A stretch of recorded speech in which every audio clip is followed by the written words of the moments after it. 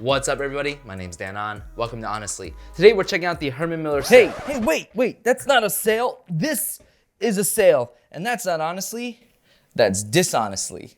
You know what's not dishonest though? Today's sponsor, Aeron International. It's no secret that I love the Herman Miller Aeron. It was the first chair that relieved my back pain that I've had for so long. And so I made a used buying guide on it and it's gotten 1 million views. But one of the most recurring comments I got was from folks from the UK and in Europe saying, hey, those used Aerons just aren't affordable here, at least not at an affordable price. Well, my friends over at Aeron International are trying to resolve that issue by finding used Aerons, refurbishing their most commonly worn out parts, and getting them into the hands of you all, my European and UK friends, at an affordable price. The only issue is right now they're still working out some kinks on how to get it into the hands of people outside of the UK in the wider Europe area for a low cost. They're working on that. I'll leave their comments down below in terms of what steps they're taking for that. But if you guys want to pick one up, you guys can use my link and code down in the description below for 10 euros off. Let's get honest. Honey, can you untie me now? Honey?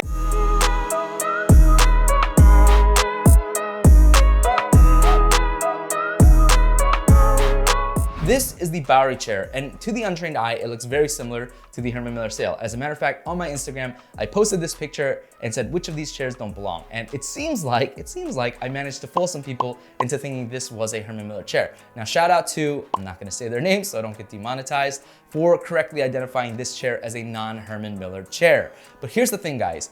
I really like this chair. As a matter of fact, I'm crowning it as my #1 recommendation for a fabric chair under $400 US. Yes, I like it that much. And here's the thing, you get features out of this chair that you just don't get out of the Sayl. And the Sayl is over double the price at $900 US for the gaming variant. And if you get the non-gaming variant and you fully upgrade it, it can cost over $1,000 US.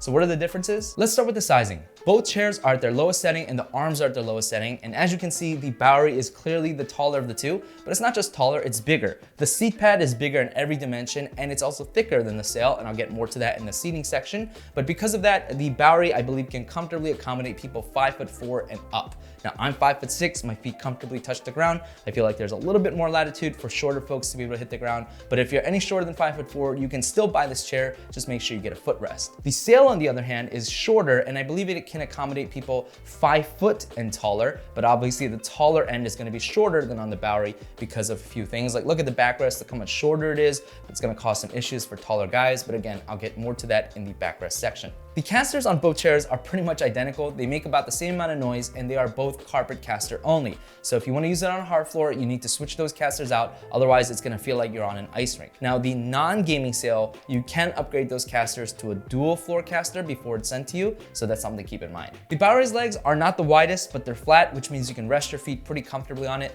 The Sayl, on the other hand, even though it's got wider legs, it's rounded, which means if you put your foot on it, or if you like to rest your foot on it, you're gonna slip off pretty easily. The features under the chair is where this starts to get really interesting, because each chair has one critical feature that the other does not. But let's talk about what they have in common.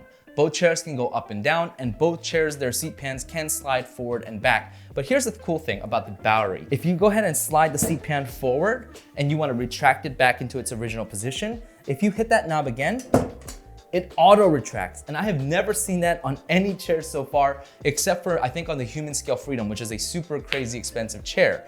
The Herman Miller Sayl, on the other hand, does it like everybody else, where you can adjust that hip out to get it out. But then if I were to push this button again, it stays put. So you have to retract it like every other chair, where you gotta thrust your hip back.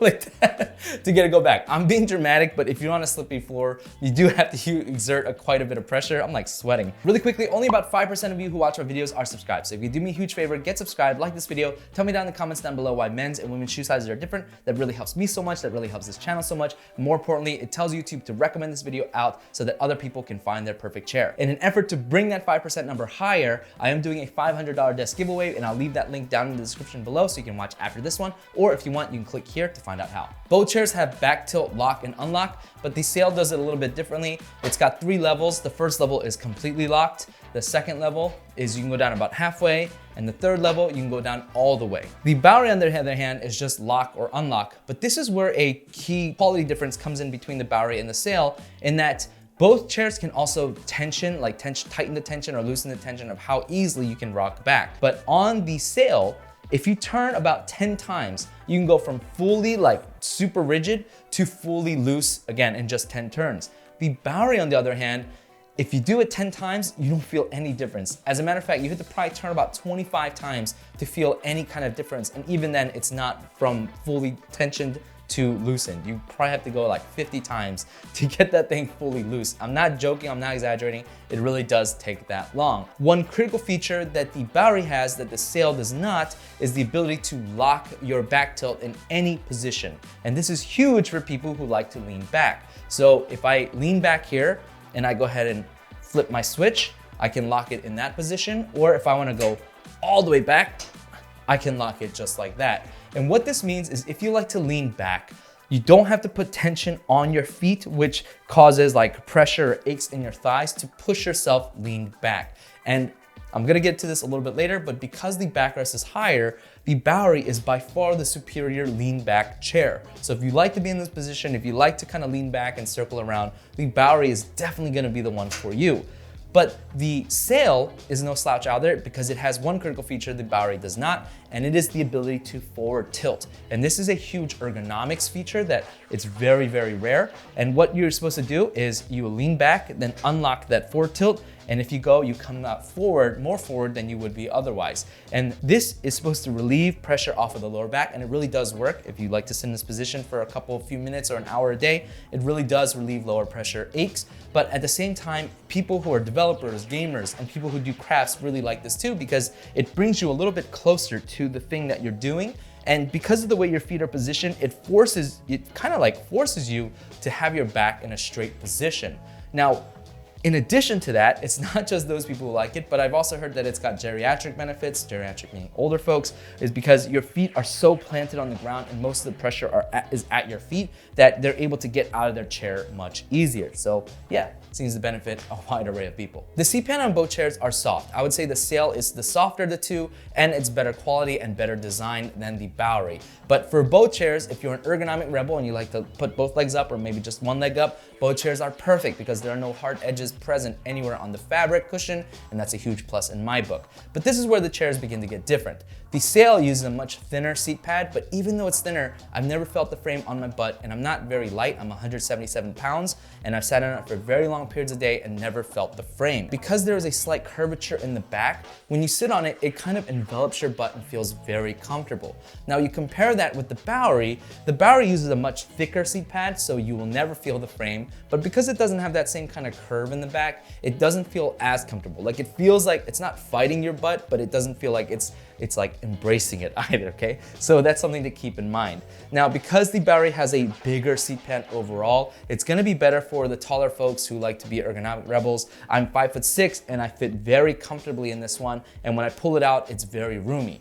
The Sayl, on the other hand, even when I pull it out, I feel like I'm at the limit of how much it can accommodate for someone who's curling up in their chair. A common issue you find on chairs that can slide their seat pans is that when you scooch all the way back and you slide that seat pan forward, you can feel the gap on your butt, but I'm happy to report that neither of these chairs have that issue, but for different reasons. The Sayl, when you scooch it all the way up, uses a much more aggressive back design. So when you scooch all the way back, because the arch is here, you're not gonna feel that gap on your butt. Whereas on the Bowery, it uses its thick cushion to prevent that gap. So when it's scooched all the way forward, because the pad is so thick, you're never gonna feel that gap on your butt either. The arms on the Bowery just aren't great. They have very, very little adjustability. Like they can go up and down.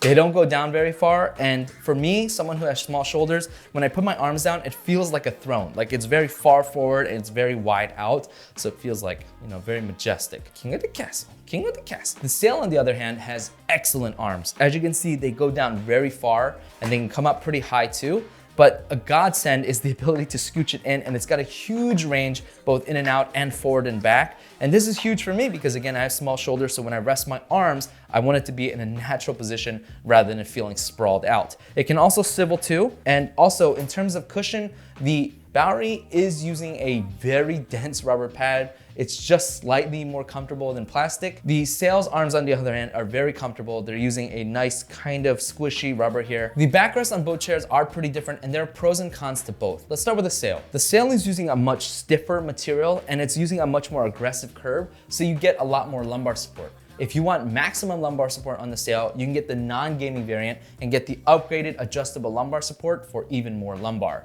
But other than the material being stiffer, it's also shorter. Because it's shorter, again, it cannot accommodate taller folks because right here is a very stiff point on the backrest. So if you sit on it and you decide to kind of stretch or lean back and the chair is locked, it can really dig into your shoulders. And if you're a taller person, you're not gonna get as much upper back and shoulder or neck support like you would on the Bowery. The Bowery does not use, it's gonna be kind of contrasting to the Sayl where it's gonna be a little bit more loose. It's not as aggressive, so you're not getting as much lumbar support. It's not bad, but it's not nearly as good as the Sayl.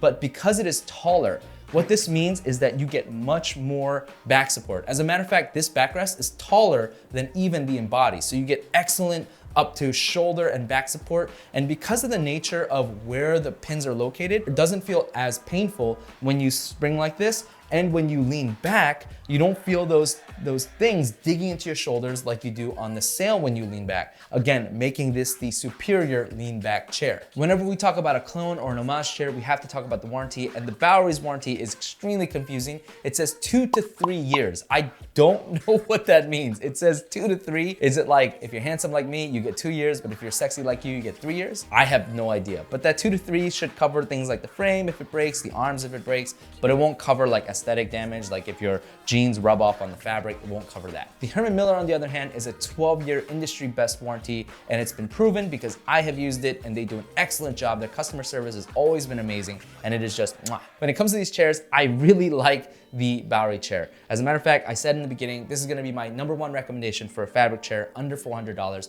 And the question you really have to ask yourself is, do you think this chair is gonna last you 4 years? Because if so, you can buy 3 of these for the same price and the same time as a Sayl, because 12-year warranty, buy one chair every 4 years, that's 12 years, and that's about the same. So that's the question you gotta ask yourself. Let me know your thoughts down in the comments down below. And until next time, guys, stay safe, and as always, stay honest.